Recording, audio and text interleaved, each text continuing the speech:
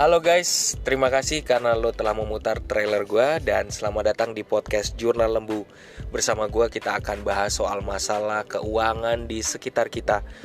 Gue sering banget dengar banyak masalah yang terjadi. Dan semoga lo bisa sharing podcast gue ini ke pacar lo, ke saudara lo, ke siapapun yang membutuhkan. Dan selamat menikmati, selamat mendengarkan podcast dari gue. Salam dari gua, Lembu Tambun.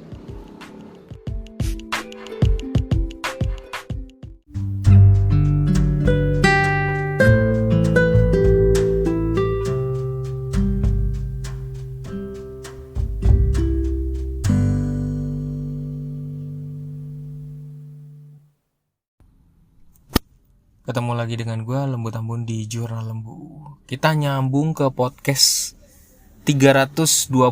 Lu masih inget kan ketika gua bahas mengenai uang suami dikasih terus habis. Nah, itu sebenarnya gua masih nyambungin cerita itu, masih panjang banget sebenarnya, karena perbincangan gua dengan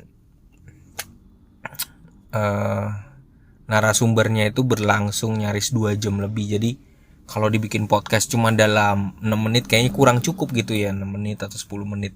Karena ini kita masuk ke part 2-nya. Nah, kalau yang pertama kemarin itu bicara soal uang suami kenapa cepet habis. Karena harapannya dia sebenarnya bisa habisnya tuh bahkan bisa nabung gitu kayak ibu-ibu yang lain gitu. Duitnya nggak terlalu besar tapi bisa ditabungin. Ini kok malah dikasih 10 juta, kisaran 10 juta kok malah cepet banget habis. Sedangkan bingung gitu lihat ibu-ibu yang bisa ngatur uangnya kasih gede tapi bisa hemat gitu. What's wrong gitu ya, dia bingung aja.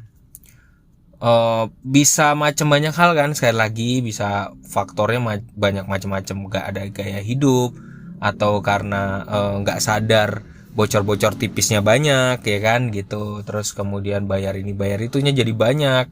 Terus kemudian shoppingnya gak sadar jadi banyak gitu. Niatnya pokoknya intinya niatnya nabung tapi kok jadi habis gitu ya. Kok jadi banyak berkurangnya. Nah, ini menarik banget. Nah, di bagian 2 ini dia juga cerita ini juga sebuah masalah besar gitu ya. Nah, karena yang bekerja itu adalah suaminya, dan suaminya termasuk apa ya? Ya bisa dikatakan pejabat lah ya gitu. Jadi duitnya, harapannya dia yang dipikirkan adalah duitnya banyak gitu. Nah, setelah menikah karena ngikut suami, tiba-tiba ada juga akhirnya dia sharing gitu. Ada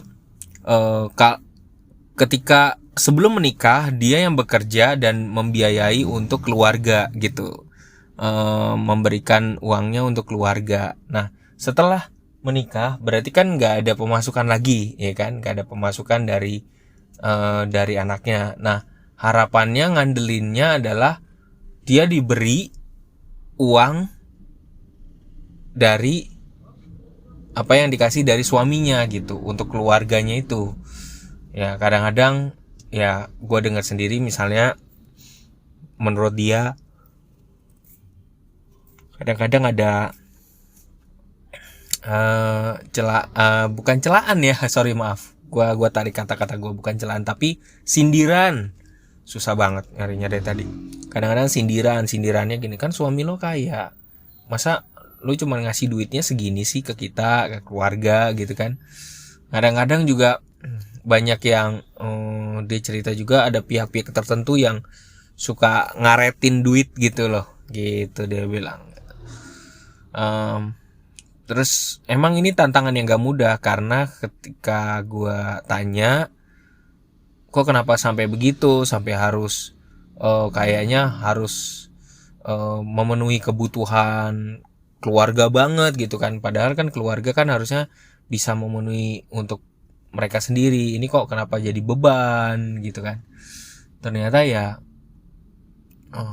dulunya ceweknya ini yang bekerja dan dia membiayai untuk keluarganya gitu. Sekarang tantangannya itu yang dihadapi, jadi dia harus memberikan uang juga buat apa namanya, buat keluarga besarnya gitu. Ya gue cuman bisa bilang sih sebenarnya ini harus ada kompromi. Kedua, ketika udah menikah kita punya tanggung jawab lain gitu, kita punya tanggung jawab yang lebih besar ya, dan bukan hal yang mudah sekali lagi, apalagi jadi yang tadinya memang awalnya ketergantungan sama anaknya ibaratnya gitu, sekarang tuh setelah bareng sama suaminya juga ketergantungan juga gitu. Jadi sebenarnya si cewek ini ya, si mahasiswaku ini sebenarnya memang mengalami yang benar-benar generasi sandwich banget. Jadi keluarganya juga berharap sangat banyak banget dari dia gitu. Ini benar-benar yang namanya generasi sandwich banget gitu, generasi sandwich banget. Jadi memang bukan hal yang mudah sekali lagi ya. Resikonya itu yang tadinya baik bisa jadi buruk hubungannya, jadi dibenci karena nggak ngasih duit buat keluarga gitu kan. Tapi memang yang paling ideal sebenarnya ya memang sebaiknya sebuah keluarga ya ibaratnya papa mamanya itu harusnya udah bisa nabungin sendiri gitu untuk dana pensiun sendiri, sehingga tidak apa ya, bergantung kepada anaknya gitu ya, menjadi berat untuk anaknya, karena anaknya pasti jadi punya beban gitu ya, beban untuk membiayai untuk hidup sendiri dan membiayai untuk orang tua. Ditambah lagi nanti kalau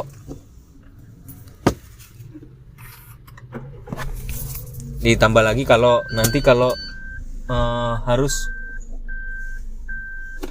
kalau membiayai apa namanya, kalau nanti anaknya ada kan harus dibiayain juga ya kan gitu. Ini bukan soal yang mudah ya.